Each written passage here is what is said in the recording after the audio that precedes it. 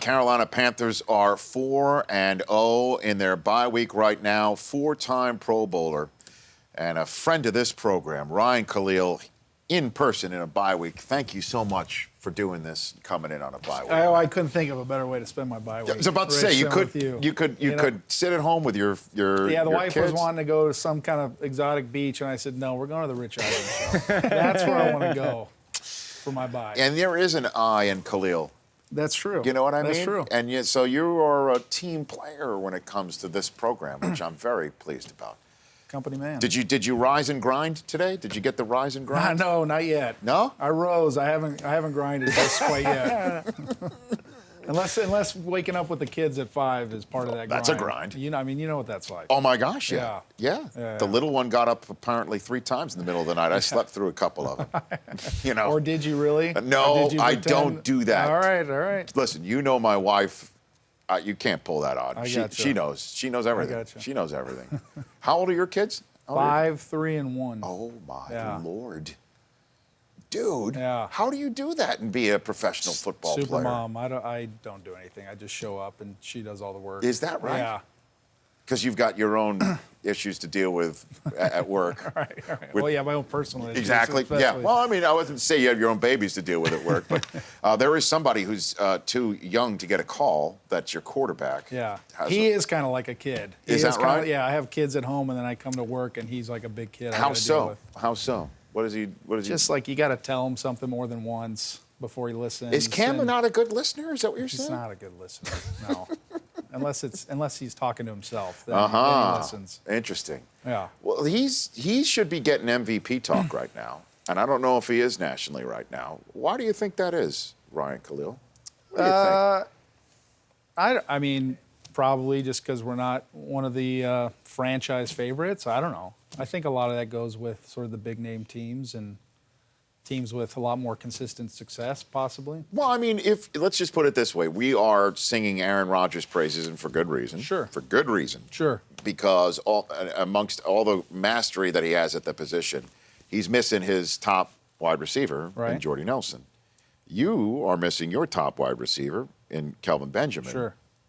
And nobody's talking about the fact that you're 4-0 still. I'm just trying to, is it because of what happened last year maybe that you've had a battle for a division sub 500? Yeah, probably. You know? But Sure. what is this? You talk about this stuff in your locker room, or you don't really care? No, I think the sign of a good team, a mature team, is one that's focusing on sort of that old cliche of 1-0. We're gonna focus on the next game, and I've been a part of teams that have said that, but none that have really kind of embraced that. And I think this is a team that's really doing that. So, the talk is about weakness of our schedule, and we'll see when they play some of these bigger teams. But I mean, it's hard to win in the NFL, Rich. I mean, it's hard. So I'm not going to apologize for who we play against. And I've been on teams that have gone 12-4, and the teams we lost to didn't even make the playoffs. So. No, it's about winning your division, and so right now for us, we're healing up and getting ready for the next one. Yeah, it's amazing. I'm with Ryan Kalil here on the Rich Eisen Show. It's amazing that it is about winning your division, which last year, if you doubled the number of wins you currently had, Sure. you're the one going away. And now there's the other team that you were battling with, sub 500. They're also 4-0. Yeah.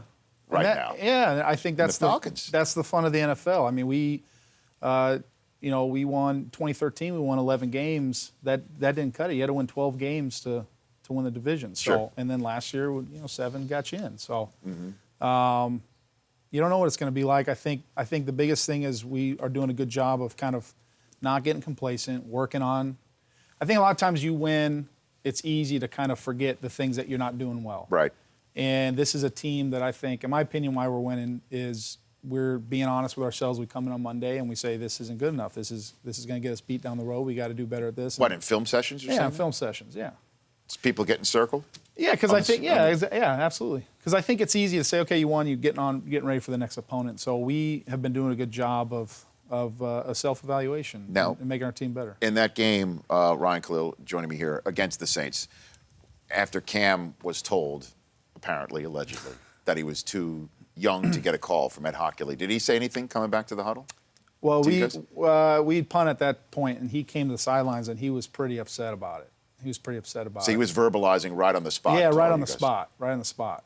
He said, I can't believe what the guy said to me. So I don't know. I mean, I got a lot of respect for the referees in this league. Sure. I think those guys have a hard time as is. I mean, you listen to the verbal abuse they get from some of the players. You know, I can't, whether he said it or not. I mean, I have no idea, but I don't think Cam would lie about it. So he either misheard him or he really said it. So there's no. But the bottom line is he was hot about it on the spot. It wasn't like said something after the game. Yeah, he was hot about it on the spot, and even after the game too. So.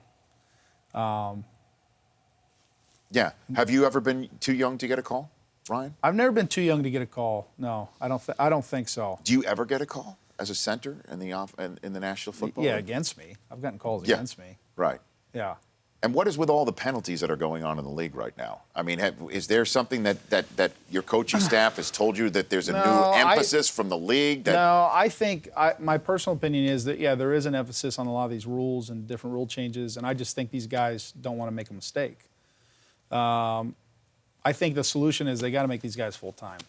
It's too hard. I mean, we as players, we go away for a while, we come back, and it doesn't matter. I'm in year 9, and I still come back, and there's a lot of things I forget and don't remember, either from playbook or rules in general.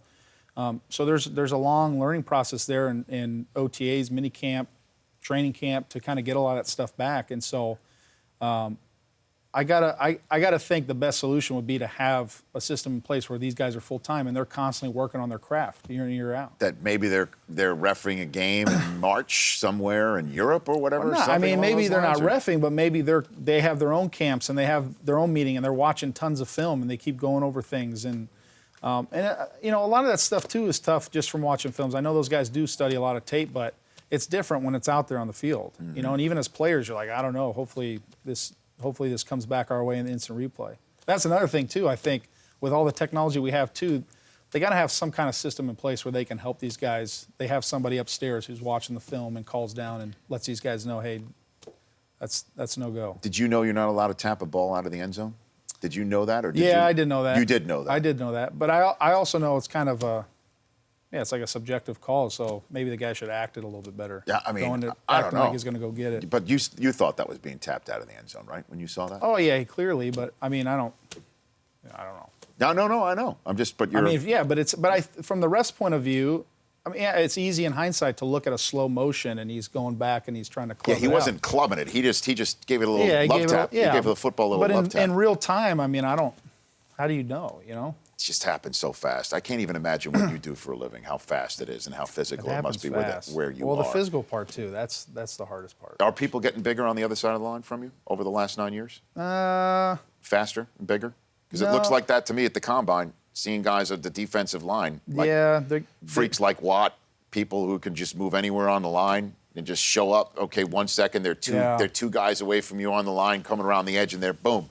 Now they're right on one of your gaps. I don't think humans in general are getting bigger and stronger, but yeah, I think the talent pool is getting more consistent as far as those positions and who they're bringing in, those different kind of body types. Yeah, it's I think the old game was just a lot of big guys up front, but now these guys they're like a hybrid of both. They're huge, they can move. How is Kuechly doing? He's good. Because he's missed the last 3 weeks. He has. Yeah, I think it's a sign of the culture of the NFL and how they approach that stuff. How do you mean? Well, I think just being extremely cautious with his health. Whereas in previous years, maybe that I've seen guys come back too early. Mm-hmm. I've seen guys come back too early, and so maybe there's a fear of you come back too early, and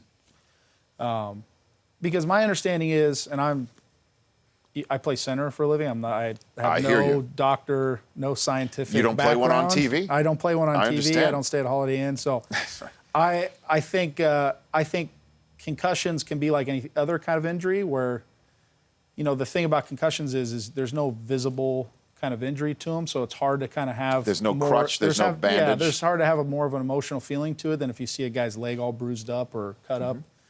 But I think that. I think that if you have a concussion, it's like anything, you got to give it time to heal, and everyone's different. So So concussion in and of itself, in my opinion, I don't think is terrible, but not letting it heal. And I think that's when you get guys who start being more prone to getting concussions more often. And he's been out 3 games. He gets the bye week. So is the plan to have him back week 6 if he can? I don't know what the Gotcha. plan is. I know that the guys that are stepping in his place are doing a good job. And so if we can keep doing well and then get a really healthy Luke Kuechly back, I think we'll be ready to roll. Yeah, and Josh Norman is balling. Yeah. Out. I want to talk to you about him and also your USC Trojans. Maybe take a phone call if you're up for that. Yeah, sure. Okay, Let's Ryan do it. Kalil is here in studio from the Carolina Panthers, kind enough to leave his wife and 3 children at home to join me here for a couple of segments here on the Rich Eisen Show. Back with more in a moment. Welcome back to the Rich Eisen Show, another segment with my compadre, longtime a friend of this program, even back to the podcast days when we were at the NFL Media Group. It was the first ever podcast there. Ryan Kalil on a bye week with the 4-0 Carolina Panthers. And we did talk about, teams that if you beat them, then maybe you are put on the quote-unquote map nationally, as if Right. the 4-0 team is not already.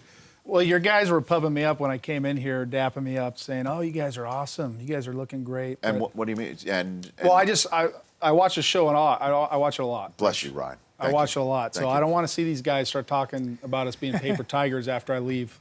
So you're this saying the program. Chris Command Center was talking you up last time you were here in the summer before you went back to work Right. for training And then camp. when I got in here today, Yes. saying And how they did the awesome same thing today. And so who's Well, called I think out the one member of the Chris Command Center has been supportive of the Panthers, myself, and said, Cam for MVPs, the early candidate. I've heard that. And then another side of the Chris Command Center maybe has not gone Shall that you way. speak for yourself now, Chris Brock? Sure, I don't think Cam's in the MVP discussion yet, but I do think the Panthers are one of the biggest surprises in the NFL this year. Does that make you? You just scalped. I You think just he's laughed. backpedaling a little bit from you guys look solid. Solid is definitely a negative term, sir. Solid is a negative term? Yeah, it is. Solid Really? is. Yeah. Solid is like a backhanded compliment. All right, look, I got to see more, Ryan. You got it. We're working on it. That got awkward fast. I do have a question, No, though, 'cause yeah. the bye week at week 5 for you, bye weeks go in the NFL weeks 4 through 11. As a player, where do you prefer a bye? Is this too early and now late in the season you'd rather have that? Or you guys are also on a roll with 4 straight wins? Yeah, I don't really care. Yeah, I these don't guys. really care. I've asked that question for 12 years now, and you ask it of a coach, and they'll give you I much prefer it early. I like it late. I like it middle of the season. Players essentially like, you tell me where am I going this week? Okay, yeah, Seattle. I'll watch the exactly right. film. I'll watch the film. I'll be ready. I'll get there, exactly Seattle. right, It's a Rich. business trip. And then where am I going next week? Rich understands players. It's, He there's no- understands there's players. no I mean, to a man, I've been asking that question. I stopped asking it 2 years ago because I just okay, I get the same answer every time. Well, I think too. Like, what does it matter what I care? They're not going to change the schedule. That's not based true. on- You have a union, man. No. It's not going to happen. It's not going to happen. But what if you come and pound? You literally, there's a table to your left. Pound it. You can pound a table. I want my buys week 7 every year. No? That's not happening. Okay. Not going to happen. Let's go to the phone lines. Doug in Chesapeake, VA, listens to this show on WTAR AM 850. Doug, you're on with Ryan Kalil.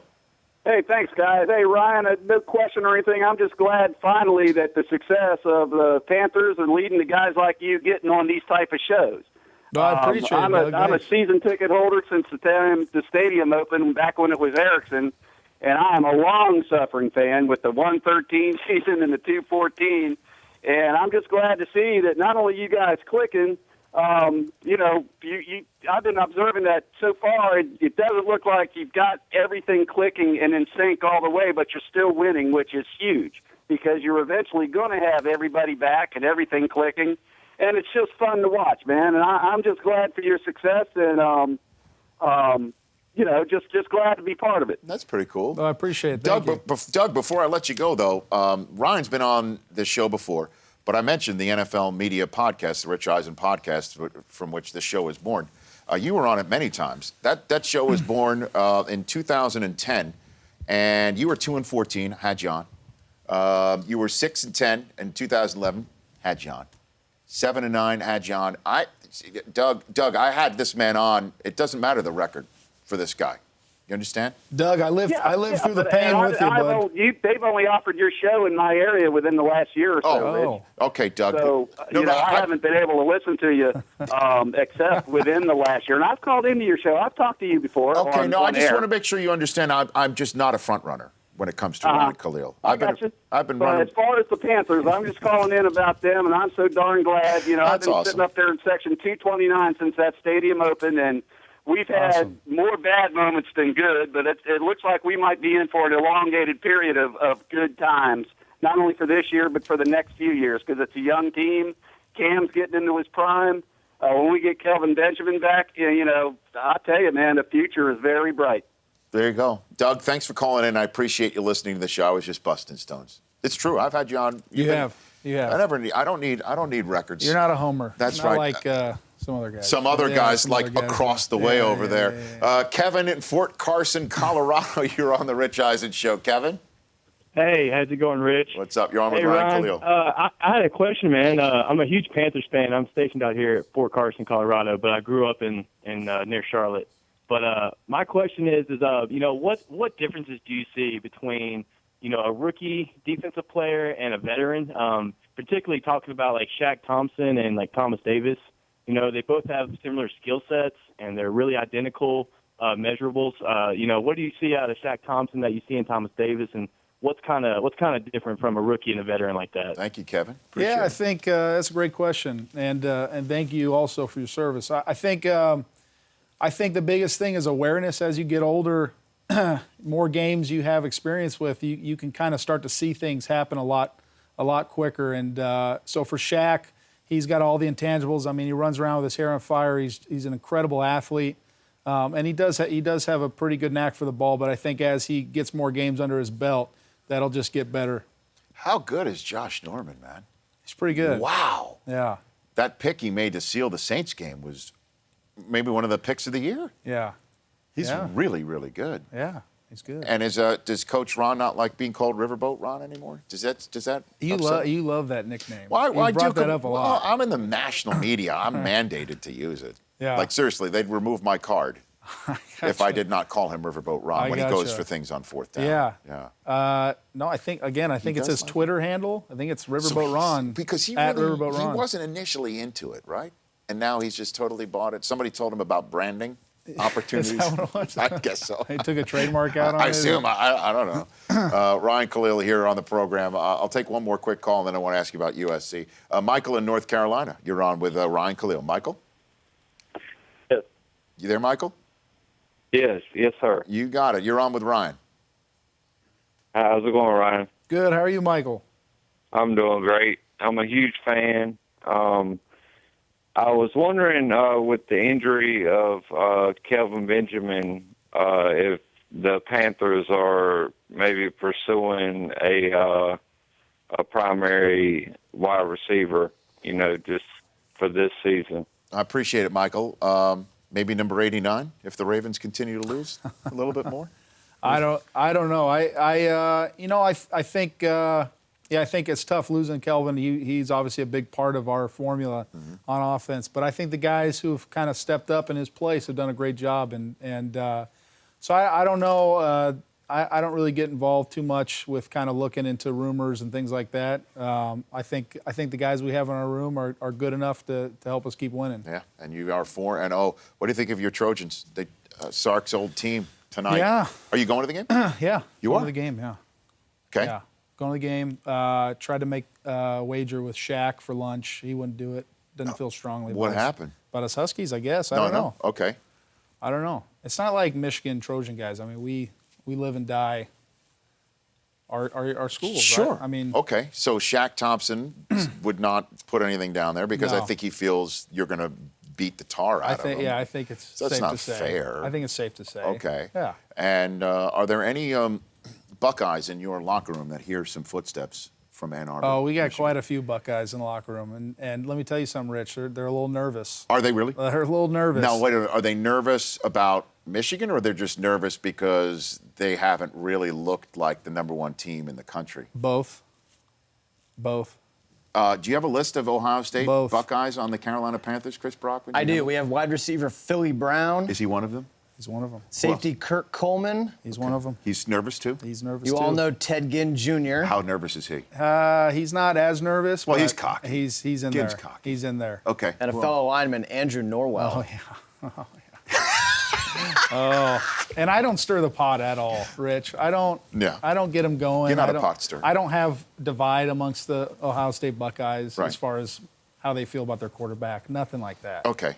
Nothing like that. But But every now and then I might bring up the topic and let them debate, and so they're a little divided, and it's quite fun to watch. about Barrett and Cardale? Oh, yeah. Or if it was right for Braxton Miller to just be told, you go out wide, Braxton? That sort of thing? Maybe, I don't know. Maybe, possibly, possibly. But Harbaugh's been brought up and how well Michigan's been oh playing? yeah, not the first game, Against game Utah. right? Well, I mean, how is, first game out. But it's now tough. as it's rolling, getting a little nervous, collar's getting a little tighter. Footsteps Yeah. are being heard. Yeah. I like it, man. Yeah. So who else is going tonight? Just you? Anybody else? Is Liner? Might be a little late for the kiddos. Okay. So probably just no, me. but any other of your former teammates? Yeah, that are gonna be there? I'm sure they'll be there. Okay. Yeah. Will Ferrell? You tight with Will? Not as tight as you. Not as tight as you. But I mean, he'll be there. I'm I sure he imagine. will. Yeah. Okay. Sure he Very will. good. All right, man. Yeah. Thank you very much for coming in here, Ryan. I greatly appreciate this. Always a pleasure, bud. Greatly appreciate you taking the time. I know you got a lot going on, and so thank your wife for allowing Will do. the hall pass as well Will do. for you coming here. At Ryan Kalil on Twitter for this, man. We'll come back, and is there a firing of note? There has been a firing in the NFL of a coordinator. We'll tell you that when Could we it come be back. from Miami? Maybe, That's possibly. after the break. Well, if it was Carolina, this man's phone would have been buzzing. But they're 4-0, and they're no paper tiger. They're 4-0. No one's saying they are. Somebody apparently did. Somebody's ruffled some feathers. This is really getting blown out of proportion. We'll see. This is great. We're back with more here on The Rich Eisen Show. The Rich Eisen Show, weekdays at noon Eastern. On Audience.